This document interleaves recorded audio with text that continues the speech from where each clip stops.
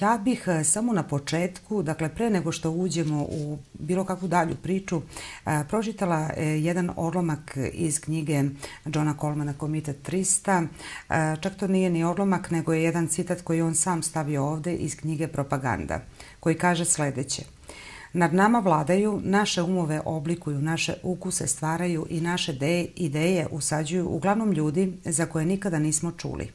Kakvo god stajalište čovek da odluči da zauzme prema ovom stanju, ostaje činjenica da u skoro svakom činu našeg svakodnevnog života, bilo u sferi politike ili posla, našeg društvenog ponašanja i našeg etičkog razmišljanja, nad nama vlada relativno mali broj osoba, neznatan deo naših 120 miliona, koji razumeju mentalne procese i društvene obrazce masa. Te osobe povlače konce koji kontrolišu javni koji obuzdavaju stare društvene sile i smišljaju nove načine kojima će da vežu i vode svet. I evo, nakon ovog jednog citata iz knjige Propaganda, gospodine Radišiću, vi zaista svakako možete da pričate na mnoge teme. Jedna od tema o kojoj ste često pričali jeste generalno zavera. Naravno, i objasnili ste još odavno publici da ne postoji teorija zavere. Prosto zavera može da uđe u neke teorije, ali ne postoji klasična teorija zavere. Dakle, u tom smislu, kao takva sintagma. I evo sada kada pričamo o zaveri i o tim ljudima koji negde kroje, usmeravaju to javno mnenje, javni život, kako možemo da percipiramo početke takvog ponašanja u ljudskoj istoriji?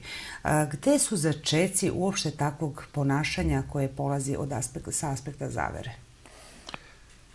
Pa, ako razmišljamo o zaverama, onda sam siguran, budući da imam dosta godina, da su zavere od početka, znači što bi rekli od postanja.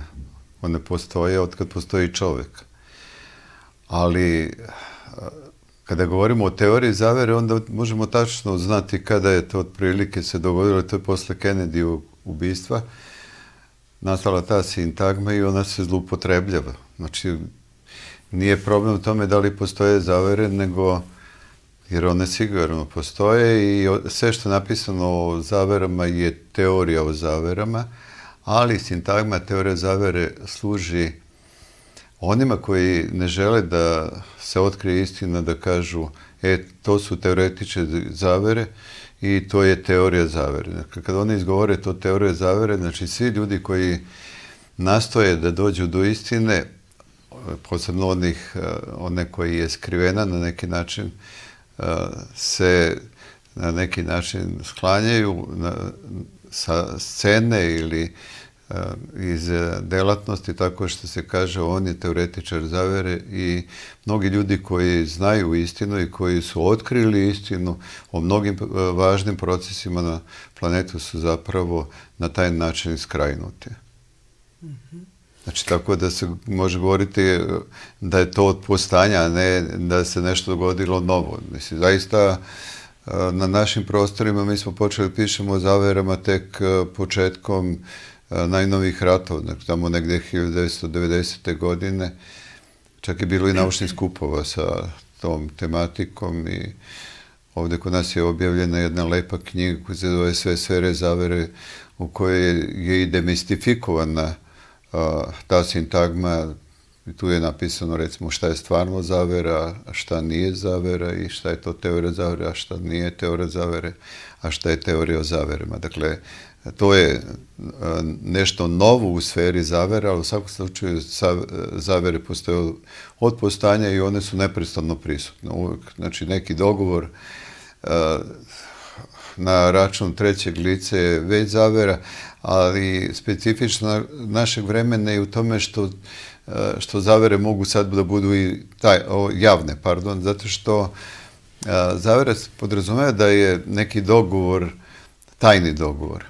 Ali sad se to događa u svetu, kako se u ovom našem svetu, koji su petooktobarci nazvali transparentnim svetom, u tom svetu se dogovaraju ispred ljudi kojima će nešto raditi.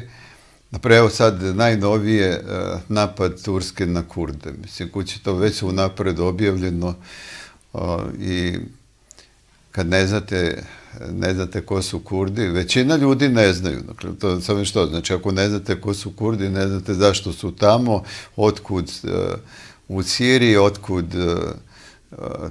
taj sukob između Kurde i Turske i tako dalje, već ste u problemu jer običan čovjek nije obavešten, jer on u stvari, običan čovjek treba da radi neki svoj posao. Sad smo došli u vreme kada taj običan čovjek ne radi svoj posao jer smo počeli svi da se bavimo ratom. I ja jesam doktorirao teoriju ratovanja, ali verujte da nalazim na sve više knjiga onih ljudi koji ne bi trebalo ni govore o ratovima kamoli da pišu, ali oni pišu.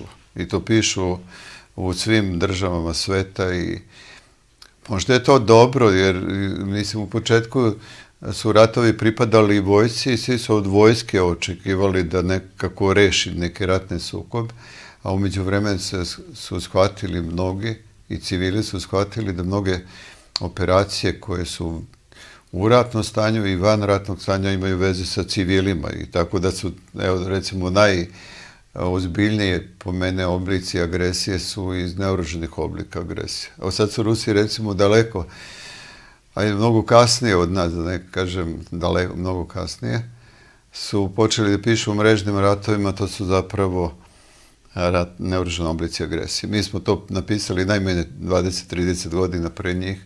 To je za njih otkrovenje i već dosta autora ruskih, pa i oni koji sarađuju s ruskim autorima, kao da su otkrili Kolumbovo jave, tako se ponašaju. Ne, definitivno sve smo to znali pre njih i napisali pre njih.